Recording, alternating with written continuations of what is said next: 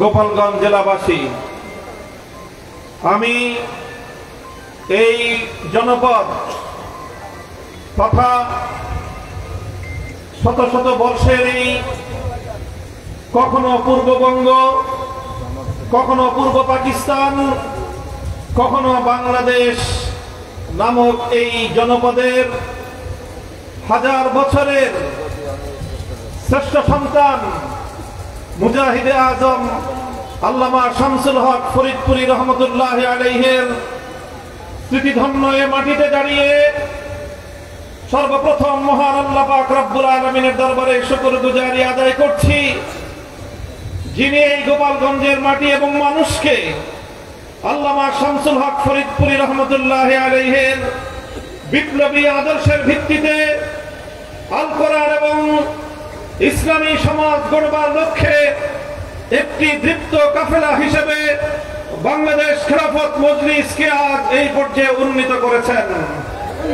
আমরা আজ স্বপ্ন দেখতে পারি ইনশাআল্লাহ আগামী গোপালগঞ্জ হবে ইসলামের গোপালগঞ্জ, আগামী গোপালগঞ্জ হবে আল্লামা শামসুল হক ফরিদপুরের আদর্শ প্রতিষ্ঠার গোপালগঞ্জ,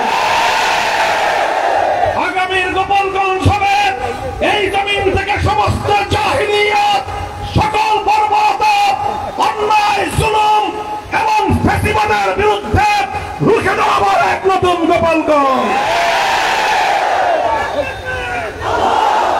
সংগ্রামী সাথী ও বন্ধুগণ, আমি আজ ওই সকল বীর শহীদদেরকে স্মরণ করছি।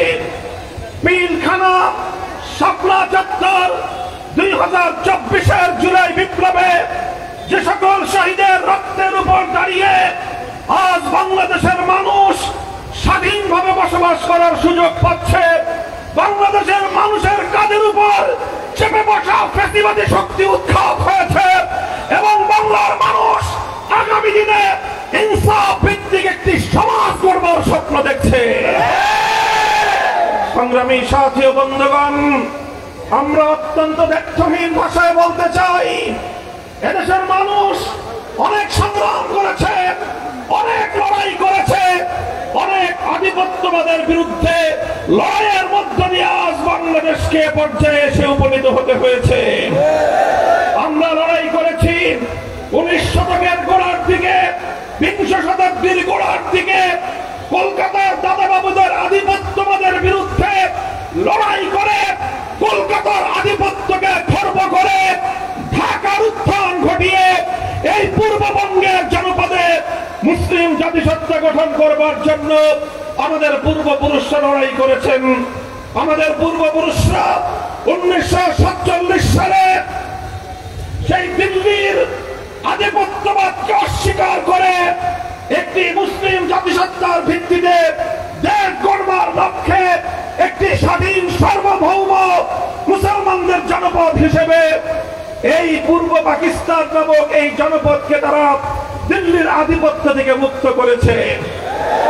আমরা স্মরণ করছি 1971-এর মহান মুক্তিযুদ্ধে লাখো মানুষের জীবন, রক্ত এবং আত্মদানের বিনিময়ে বাংলার মানুষ পিন্ডির আধিপত্যবাদ থেকে মুক্ত হয়ে মুক্ত এবং স্বাধীন বাংলাদেশ গড়ে তুলেছিল।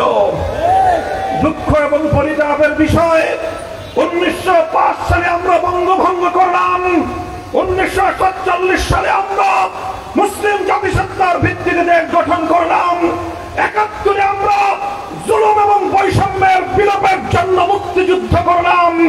কিন্তু বাংলাদেশের মানুষ সেই মুক্তিযুদ্ধের সুফল তথা বৈষম্যহীন সমাজ গড়তে পারল না, বরং আমাদের পার্শ্ববর্তী একটি রাষ্ট্র অব্যাহতভাবে আমাদের দেশের আভ্যন্তরীণ বিষয়ে হস্তক্ষেপের মধ্য দিয়ে 1972 সালে বাংলাদেশের মুক্তিযুদ্ধের ফসলকে ছিনতাই করে বাংলাদেশের মানুষের ইচ্ছা এবং অভিপ্রায়ের বিরুদ্ধে 72-এর মুক্তিযুদ্ধ বিরোধী সাম্প্রদায়িক বাংলাদেশে একটি ভারতীয় আধিপত্যবাদের সংবিধান তৈরি করার মধ্য দিয়ে বাংলাদেশের মানুষের মুক্তিযুদ্ধের চেতনাকে হত্যা করেছে। তাই 2024 সালে যখন এদেশের ছাত্র জনতা অধিকার আদায়ের জন্য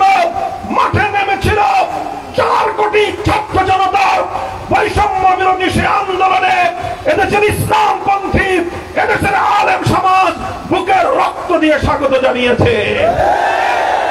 আমরা বলতে চাই, এভাবেই এদেশের ইসলাম প্রিয় জনতা প্রতিটি আধিপত্যবাদ বিরোধী লড়াইয়ে, দেশের মানুষের অধিকার আদায়ের প্রতিটি সংগ্রামে রক্ত দিয়েছে, জীবন দিয়েছে, কিন্তু কাঙ্ক্ষিত ইসলামের সোনার বাংলাদেশ আজও পর্যন্ত আমরা গড়তে পারিনি। তাই আজ আমরা বলতে চাই, যেভাবে আমাদের 47-এর অধিকার হরণ করা হয়েছে, স্বপ্ন পূরণ হয় নাই, 71-এর মুক্তিযুদ্ধের অর্জনকে ছিনতাই করা হয়েছে, স্বপ্ন পূরণ হয় নাই, 24-এর গণ-অভ্যুত্থানের ফসল ঘরে নিয়েই আমাদেরকে মাঠ থেকে ফিরতে হবে। সংগ্রামী সাথী ও বন্ধুগণ, 24 জুলাই বিপ্লবের চেতনার ভিত্তিতে আজ এই গোপালগঞ্জের এই মুক্ত মঞ্চে, এই মঞ্চে দাঁড়িয়ে আমি স্পষ্ট ভাষায় বলতে চাই, 72-এর ভারতীয় আধিপত্যবাদী বন্দোবস্তে আর আগামীর বাংলাদেশ চলতে পারে না। ভারতীয় সংবিধানের মূলনীতির ভিত্তিতে প্রণীত 71-এর মুক্তিযুদ্ধের চেতনা পরিপন্থী 72-এর সংবিধান বাংলার মাটিতে চলতে দেওয়া হবে না।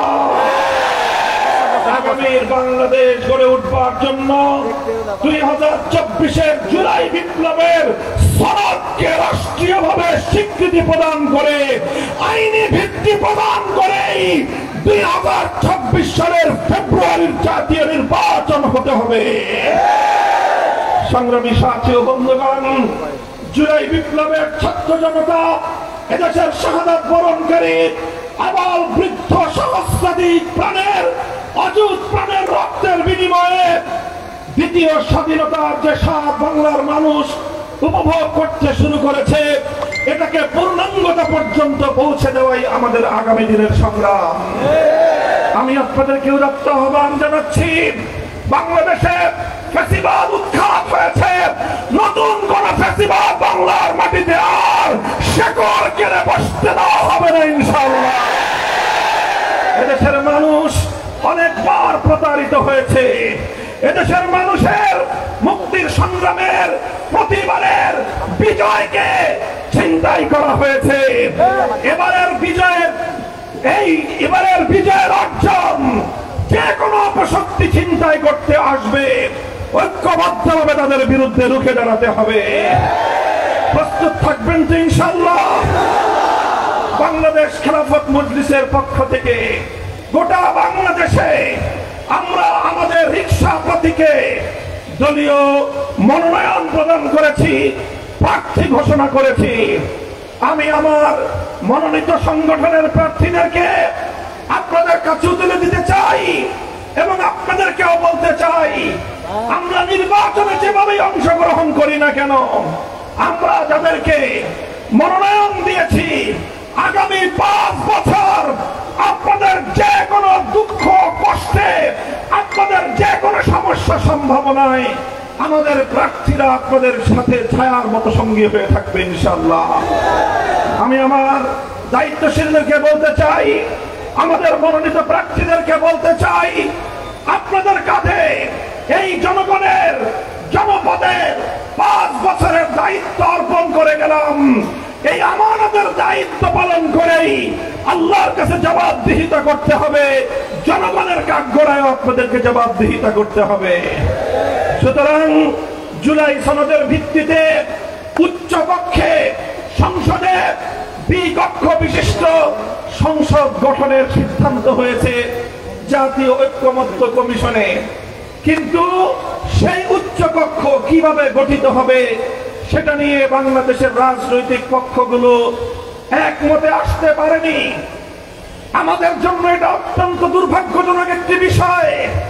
জুলাই বিপ্লবে যাদের সন্তানরা রক্ত দিয়েছিল, যাদের ভাইয়েরা রক্ত দিয়ে বাংলাদেশে 5ই আগস্ট নতুন করে বাংলাদেশকে আবার স্বাধীনতার স্বাদ আস্বাদন করিয়েছে, সেই সহস্রাধিক রক্তদাতার সাহসী শাহাদাত বরণকারী বীর শহীদের আত্মত্যাগের এত অল্প সময়ের মধ্যেই জুলাই বিপ্লবের অংশীদাররা নিজেদের মধ্যে পারস্পরিক যে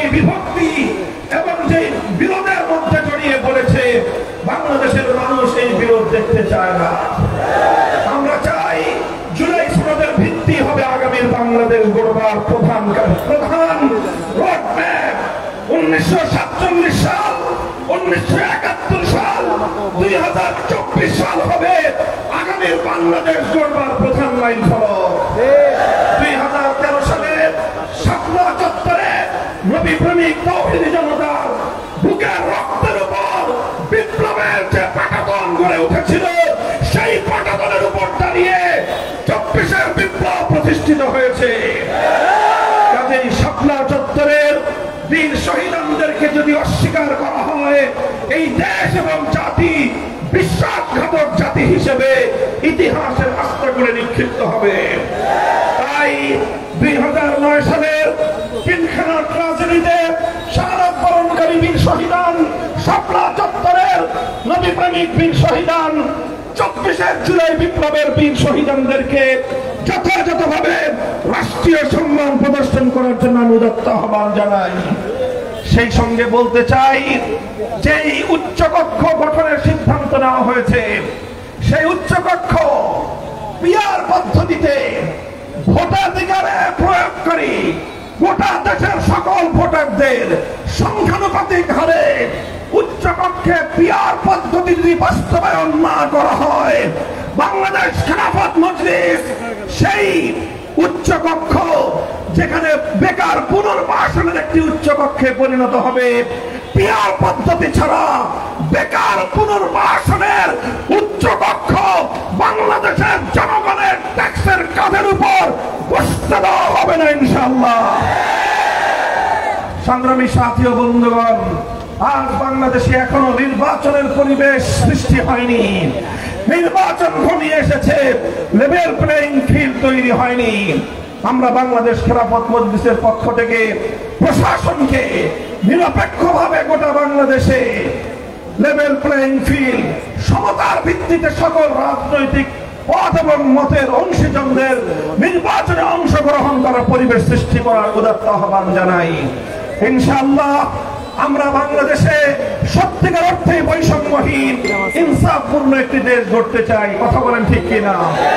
আমরা বলি চূড়ান্ত কথা আমার, যদি সত্যিকার ইনসাফপূর্ণ বৈষম্যহীন সমাজ গড়তে চাও, মানব রচিত তন্ত্র মন্ত্র দিয়ে সেটা সম্ভব হবে না। চূড়ান্ত বৈষম্যহীন সমাজ গড়তে হলে আল্লাহ প্রদত্ত রাজনৈতিক বন্দোবস্ত খেলাফত ব্যবস্থা কায়েম করতে হবে। আমরা আমাদের এই সংগ্রামের চূড়ান্ত লক্ষ্যবস্তু হিসেবে আল্লাহর খেলাফত প্রতিষ্ঠাকেই ঘোষণা করছি। সেই খেলাফতের বাংলাদেশ গড়বার জন্য আগামীর আন্দোলন, সংগ্রাম, বিপ্লবে আমাদের সঙ্গে কারা কারা মাঠে থাকবেন ইনশাআল্লাহ দেখা হবে রাজপথে, কথা হবে স্লোগানে স্লোগানে। এই বাংলাদেশ, আগামীর বাংলাদেশ হবে ইসলামের বাংলাদেশ, আগামীর বাংলাদেশ হবে খেলাফতের বাংলাদেশ, আগামীর বাংলাদেশ হবে ফ্যাসিবাদ মুক্ত বাংলাদেশ, আগামীর বাংলাদেশ হবে আধিপত্যবাদ মুক্ত বাংলাদেশ, আগামীর বাংলাদেশ হবে বাংলাদেশপন্থীদের বাংলাদেশ। ভারতপন্থী, আমেরিকাপন্থী, পিকিংপন্থী কোন পন্থার রাজনীতি বাংলার মানুষ আর গ্রহণ করবে না। আগামীতে বাংলাদেশের রাজনীতি হবে বাংলাদেশপন্থী রাজনীতি ইনশাআল্লাহ। সেদিনের সেই স্বপ্ন দেখিয়ে আগামীর সংগ্রাম এবং বিপ্লবের শপথ নিয়ে আপনাদের সকলকে ধন্যবাদ জানিয়ে বক্তব্য শেষ করছি। ওয়া আখিরু দাওয়ানা আলহামদুলিল্লাহি রাব্বিল আলামিন। সুবহানাল্লাহি ওয়া বিহামদিহি, সুবহানাকাল্লাহুম্মা ওয়া বিহামদিক, আশহাদু আল লা ইলাহা ইল্লা আনতা, আস্তাগফিরুকা ওয়া আতুবু ইলাইক। ওয়া সাল্লাল্লাহু তাআলা আলা খায়রি খালকিহি মুহাম্মদ ওয়া আলিহি ওয়া সাহবিহি আজমাইন। আল্লাহুম্মা আমিন বিরহমাতিকা।